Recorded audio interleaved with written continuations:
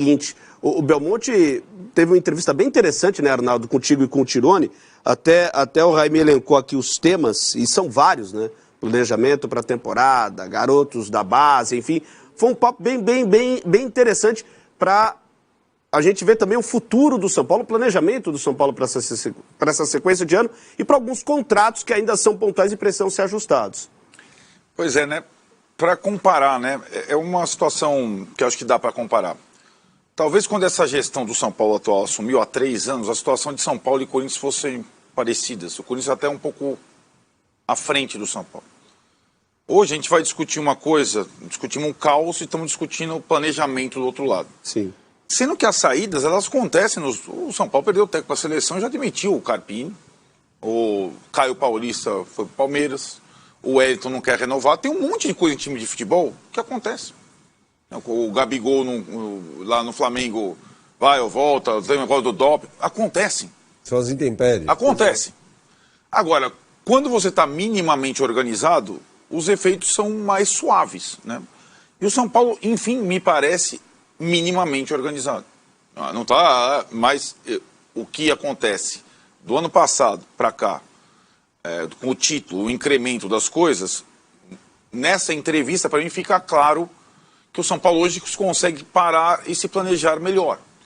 Então, hoje está acontecendo, depois da visita do Zubeldia e sua trupe à Cotia, onde ele fez observou jogos treinos do Sub-20 com o Sub-17, aliás, a péssima fase do Sub-20 do São Paulo na temporada.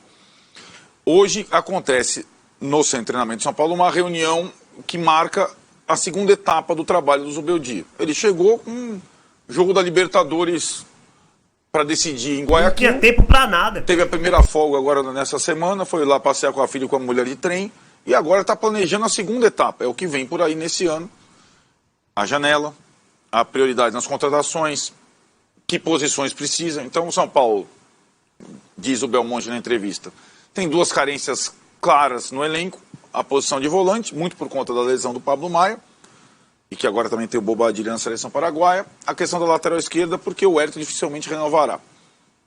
Então, discutir esses 2 nomes de contratados na janela. Avaliar 2 volantes que o São Paulo recebe de volta de empréstimo, Lisiero e Mendes. Hoje está sendo mostrado para o Zubeldia um compilado de tudo que Mendes e Lisiero fizeram na carreira, de bom e de ruim.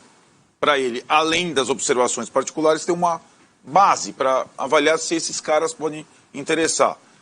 Ele já, nessa visita à Cotia, já puxou 2 garotos para o time profissional que ele ficou, digamos, surpreso com o grau de desenvolvimento. Então, e aí está também vendo contratos que acabam nesse final de ano para tentar já planejar a próxima temporada e não ficar com as calças na mão. Né? Então, o Michel Araújo, que é um jogador emprestado pelo Fluminense, vai ser contratado antes do final do empréstimo, nesse meio de ano. Já estão em troca de minutas de contrato com o Fluminense, para não ocorrer de novo o que aconteceu com o Caio Paulista. Então, são situações de quem está com o presente sob controle, está pensando um pouco mais à frente. É muita diferença em relação ao Corinthians, se você pegar os 3 anos anteriores que a gente descreveu, né? Então, o São Paulo, nas suas limitações... O São Paulo tem um elenco caro, nessa temporada, fértil, bastante gente.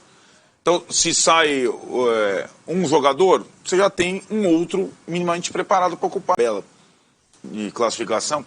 Hoje você tem no Brasileiro times que não lutam mais contra o rebaixamento, que anteriormente poderiam ser Bragantino, Fortaleza, Atlético Paranaense, uma penca, os 2 mineiros, Botafogo, pô.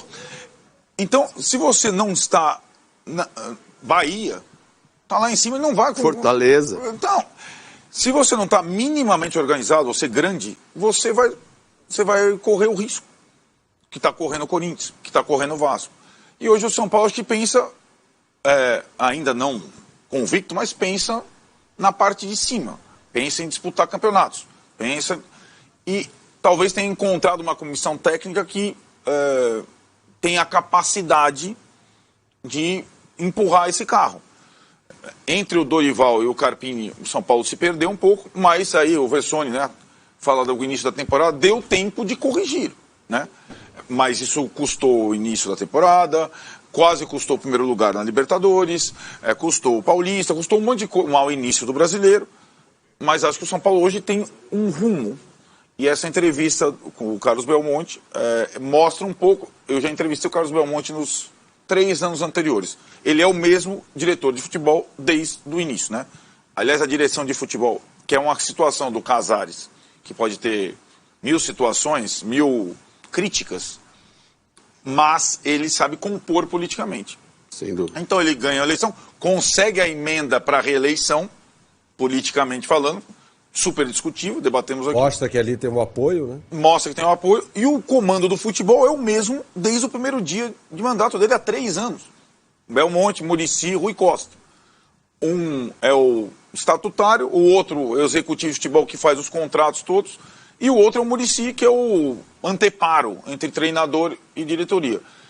Pela primeira vez, entrevistando o Belmonte, desde lá que ele entrou há 3 anos, eu senti um diretor mais seguro quanto ao poderio do departamento dele.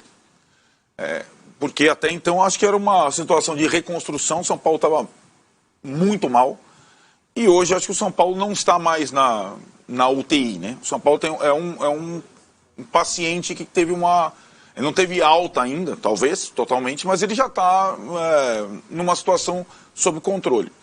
Bem diferente do Corinthians que a gente acabou de escrever.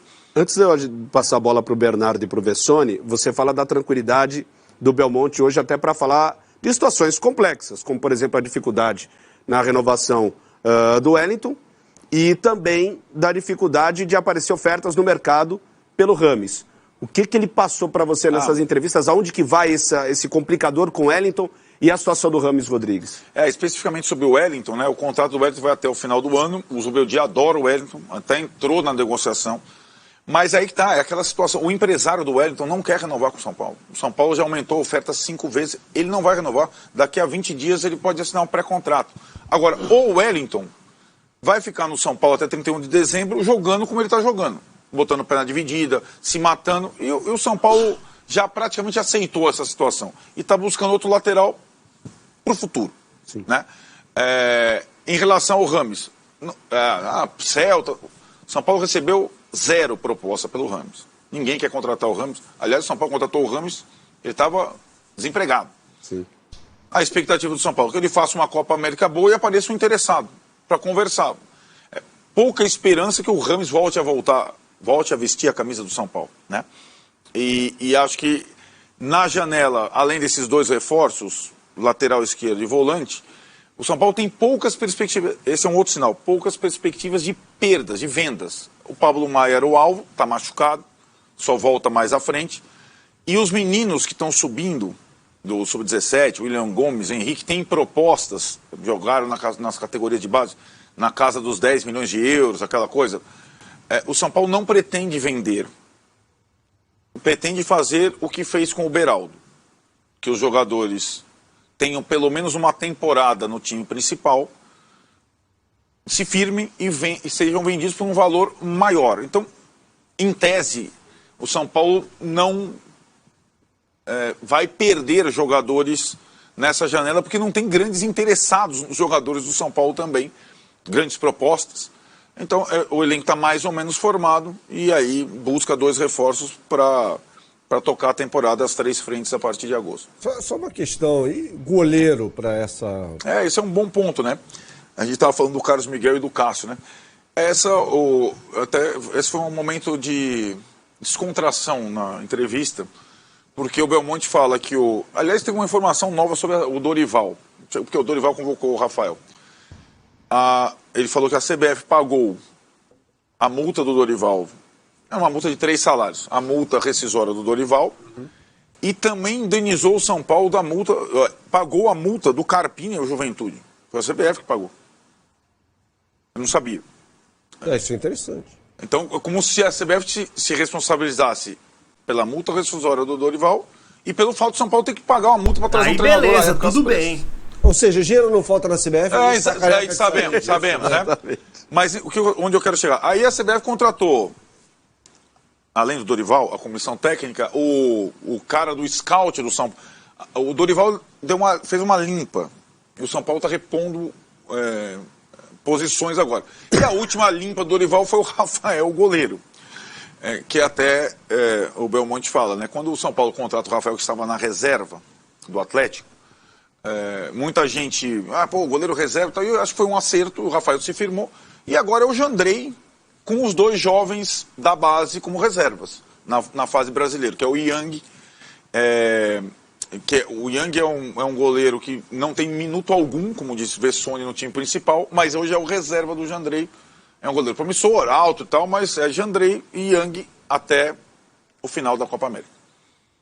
Jandrei é um goleiro com várias limitações. Fortes emoções.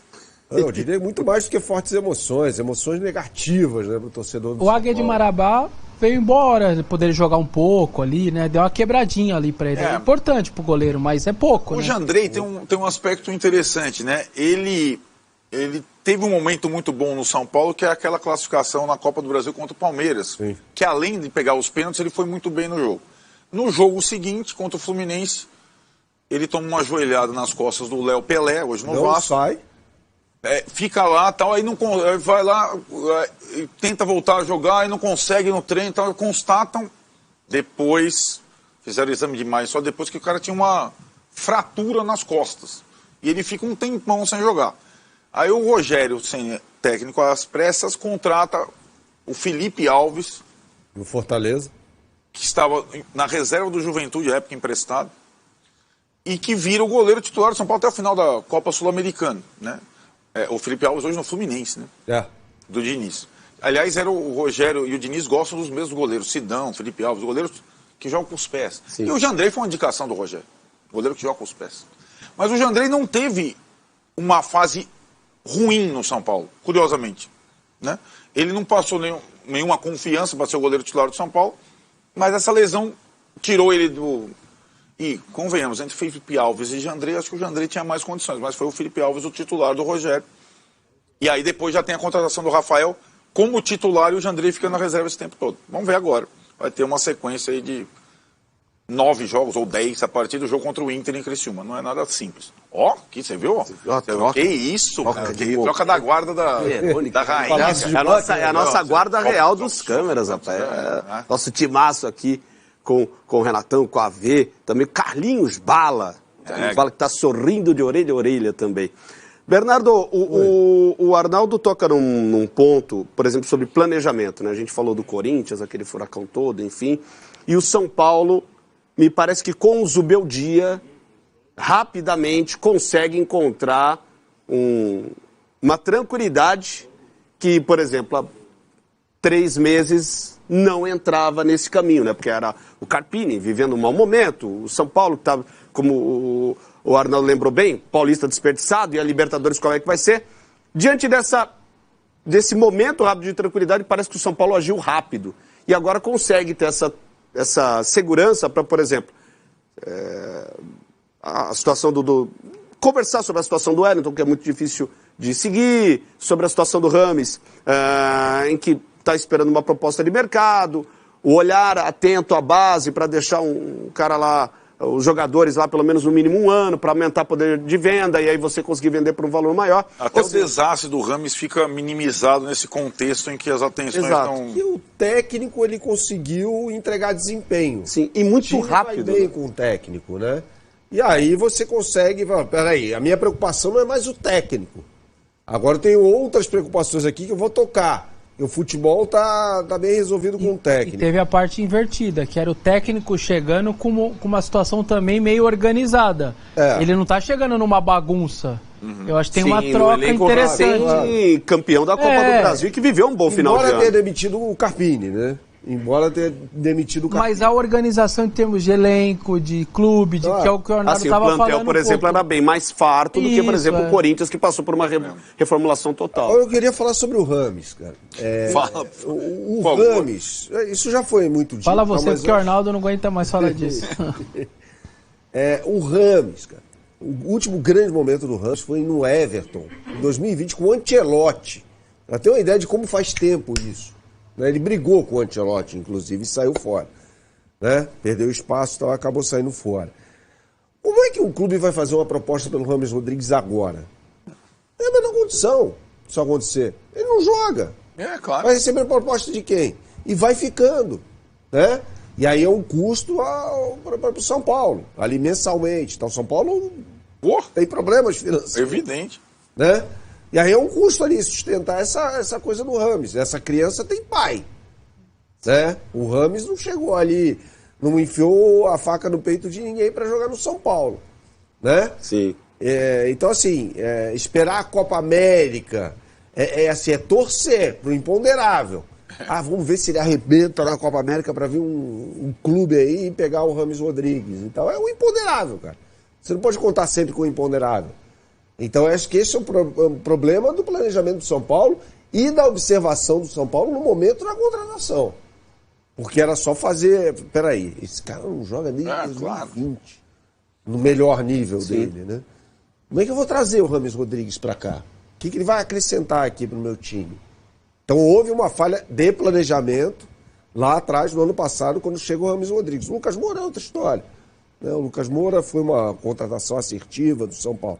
O Rames Rodrigues, todo mundo está careca de saber que não. Agora, o São Paulo, neste caso particularmente, conta com o imponderável, que é o Rames Rodrigues arrebentar na seleção colombiana. A seleção colombiana já foi um fracasso no São Paulo, já é. Pode ser que aconteça, mas até depois vir alguém vai chegar e falar, peraí, esse cara tá jogando bem na seleção da Colômbia, jogou bem uma Copa América, uma competição com qualidade técnica bastante discutível, mas e agora? Mas peraí, deixa eu olhar pro passado dele em clubes. Esse cara não joga. Quem vai pegar o Rames Rodrigues?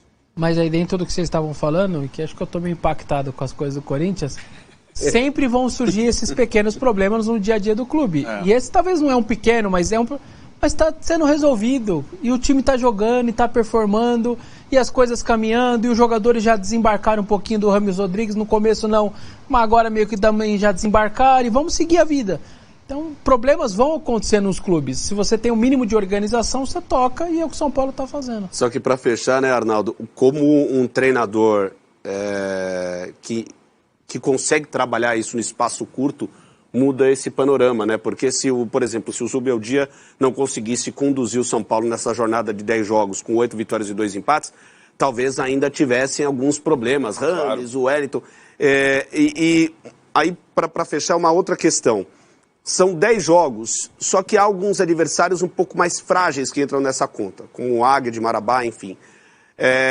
Esse recorte dos 10 jogos, já dá para ter uma noção ou você ainda está naquela expectativa, vamos ver o São Paulo contra o adversário ou numa leva de adversários mais complicados? Como que você analisa essa sequência do Zubeldia? Eu acho que ele pegou adversários complicados, mas nessa parte final, e o São Paulo teve problemas, né? O São Paulo não ganhou do Palmeiras, aliás, o último jogo do Rames, ele entrou e ficou impedimento, voltou andando, eu falei, ele não vai jogar com o Zubeldia, não jogou mais.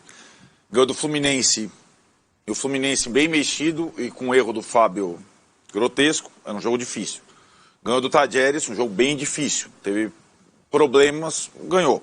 Ganhou do Cruzeiro, um jogo bem difícil, tomou um vareio no primeiro tempo. Então acho que o time ainda não está completamente azeitado do jeito que é o técnico, aliás, não repetiu a escalação uma vez sequer, mas acho que ele deu ao São Paulo, ao torcedor do São Paulo e aos jogadores confiança. Então vários jogadores passaram a render mais do que estavam rendendo. Coletivamente ainda não é uma coisa segura. Até na entrevista com o Belmonte, aquela coisa, a pergunta que eu fiz, você concorda que um treinador, se você conhece só a essência dele na derrota? Porque é verdade, né? Sim.